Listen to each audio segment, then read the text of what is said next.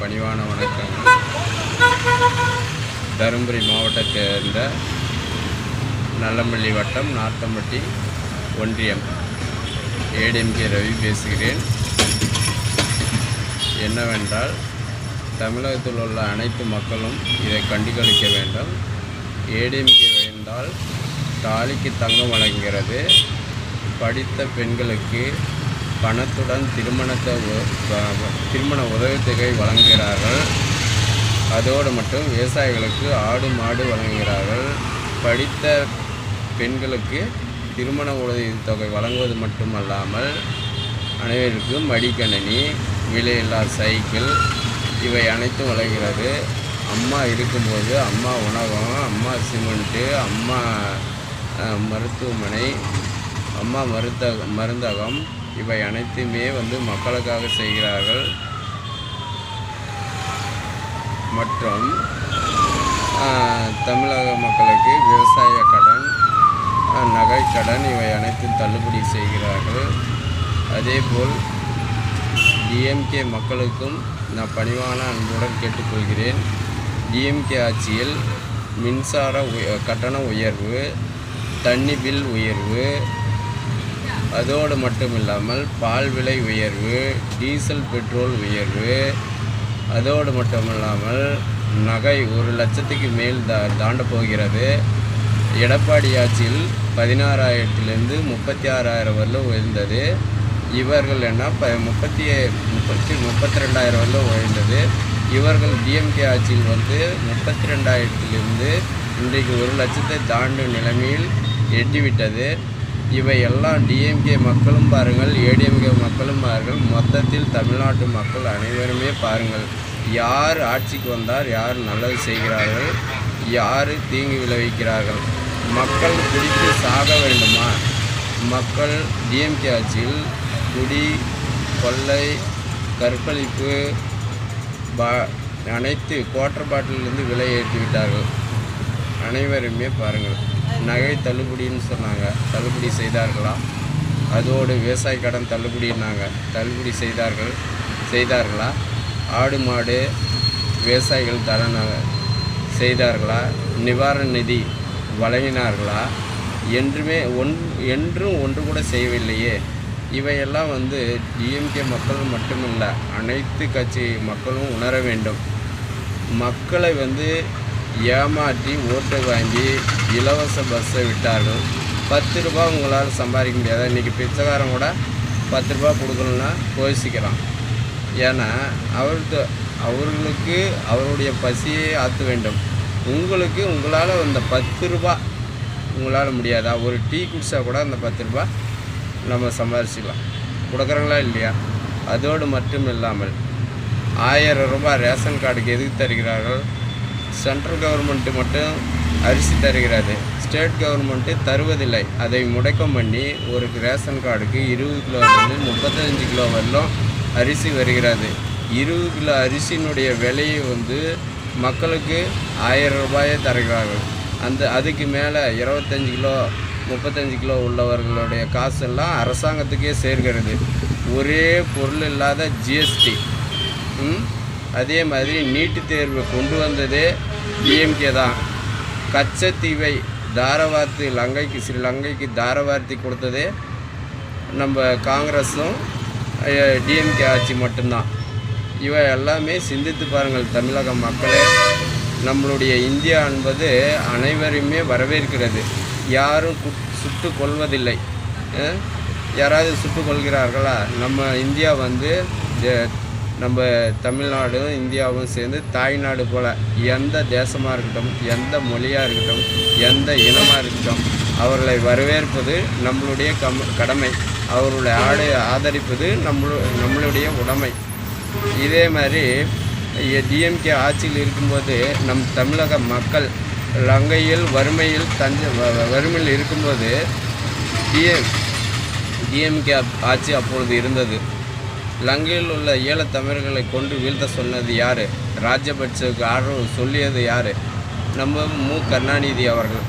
அப்போது ஆட்சியில் 1972 நல்லா யோசனை பண்ணி பாருங்கள். இதெல்லாம் தமிழக மக்களுக்கு துரோகம் நினைக்கும் டிஎம்கே வேணுமா, மக்களுக்கு ஆதரவாக இருக்கும் ஏடிஎம்கே வேணுமா? தமிழக மக்களை நீங்களே சிந்தியுங்கள், செயல்படுங்கள். ஒவ்வொரு முறையும் சொல்கிறேன். நான் எனக்கு 46 ஆண்டு நடக்கின்றன. நானும் 37 அதாவது என்னுடைய 7 to 8 வயதிலிருந்தே ஏடிஎம்கேவும் டிஎம்கேவும் என்ன செய்து வருகிறது, காங்கிரஸ் என்ன செய்தது, பிஜேபி என்ன செய்கிறது என்பதை பற்றி நான் மற்ற கட்சிகள் என்ன செய்கின்றன, இதர கட்சிகள் இடையில் யார் யார் சூட்கேஸ் வாங்குகிறார்கள், மக்களை பணையம் வைத்து யார் யார் வாழ்கிறார்கள் என்பது அனைத்தும் நம்மளுக்கு தெரியும். ஏன்னா மக்கள் ஏமாளிகள். மக்கள் எப்பயும் ஏமாந்து தான் பழக்கமே. ஒவ்வொரு டைமும் சொல்கிறேன், ஒவ்வொரு டைம் அரசியல்வாதிகள் வரும்போது இது இலவசம் அது இலவசம்னு மக்கள் மேலே தான் அந்த பணத்தை திணிக்கிறாங்களே ஒழிய அவங்க அப்பமூட்டு சொத்து கொண்டாந்து போடுறதில்ல. ஏன்னா மக்கள் வரிப்பணத்தில் தான் மற்ற அனைத்து பேரும். நம்ம 95 பேர் அடிமையாக இருக்கிறோங்க. 95 பேர் அடிமையாக இருக்கிறோம். 105 பேர் அரசியல்வாதிகளும் கவர்மெண்ட்டு ஊழியர்களும் அரசு ஊழியர்களும் நம்மளை வச்சு தான் வாழ்கிறார்கள்.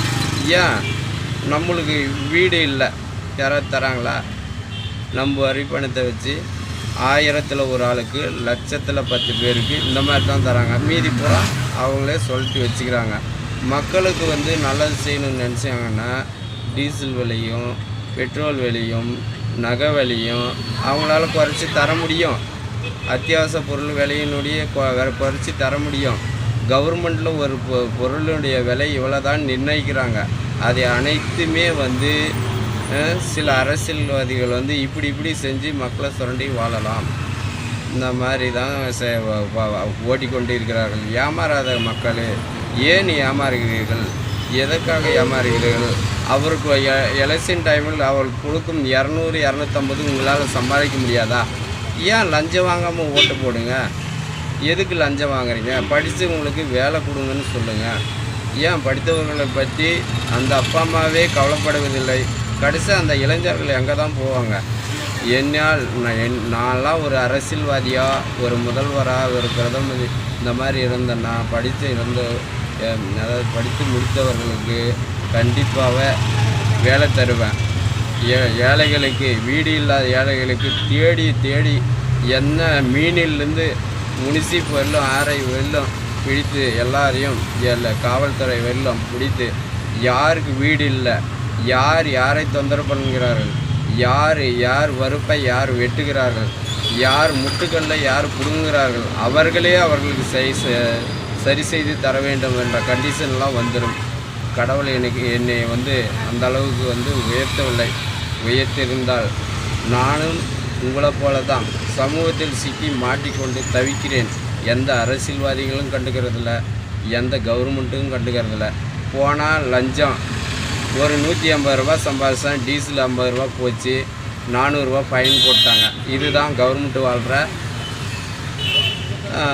நோதனம். அதனால் பாருங்கள், ஒவ்வொரு டைமும் சொல்கிறேன், நல்ல ஆட்சியை வர வைங்க, நல்லவர்களுக்கு ஓட்டு போடுங்க. அதாவது கை நீட்டி காசு வாங்காதீங்க யாருமே. எனக்கு இது செய்துக்கு தாருங்கள் அப்படின்னு சொல்லி கேளுங்க. ஓட்டு வாங்கும்போது வரீங்கள்ல, மற்ற டைம் ஏன் வரதில்லைன்னு கேளுங்க. ஒவ்வொரு டைமும் பாருங்கள், நாம் தான் ஏமாறுறோம். அதாவது நான் உங்களில் அடித்தட்டு மனுஷன். நான் கெஞ்சி கேட்டுக்கிறது ஒன்றே ஒன்று, நல்லவங்களுக்கு வாக்களிங்க, மக்களுக்கு தேவையானது கேளுங்க. அவர்களும் அதே மாதிரி செய்யணும். ஓட்டு மட்டும் வாங்கிக்கின்னு மக்களுக்கு வேட்டு கொடுக்கக்கூடாது. அதனால் மக்களே சிந்தியுங்கள், செயல்படுங்கள். உங்கள் காலை பிடித்து கேட்டுக்கொள்கிறேன். படித்த இளைஞருக்கு வேலை, வசதியற்றவர்களுக்கு வீடு இல்லாதவர்களுக்கு வீடும், விவசாயிகளுக்கு பயிர்க்கடன் தள்ளுபடியும், நகைக்கடை தள்ளுபடியும், குவாட்டரை விரும்புபவர்களுக்கு குவாட்டர் தரக்கூடாது, கள்ளசாராயம் வரக்கூடாது, கொலை கொள்ளை கற்பழிப்பு நடக்கக்கூடாதுன்ற மனசு வச்சிங்கன்னா நல்லாச்சு வர வைங்க. ஏமாறாதீங்க.